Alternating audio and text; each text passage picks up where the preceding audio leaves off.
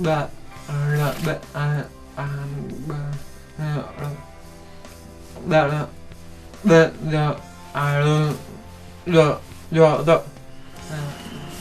Primero para mí fue muy doloroso darme cuenta que Camilo tenía una dificultad auditiva y lo primero era conseguir audífonos para poder contactar a Camilo con el mundo sonoro y de ahí mandarlo a un colegio donde pudiera ser atendida su dificultad auditiva.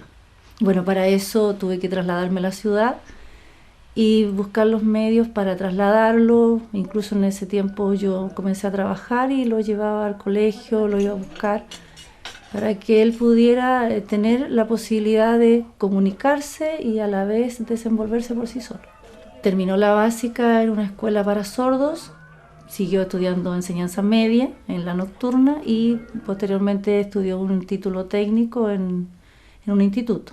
Para mí tenía que ser igual que su otro hermano, tenía que ser profesional, tenía que hacer las mismas cosas, convivir con la gente, participar de la comunidad donde estuviera y no ser una persona que no pudiera valerse por sí mismo o no salir de su casa.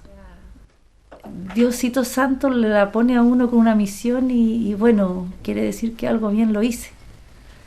Ahora, si tú me preguntas, Camilo, ¿ha sido un problema en tu vida o qué?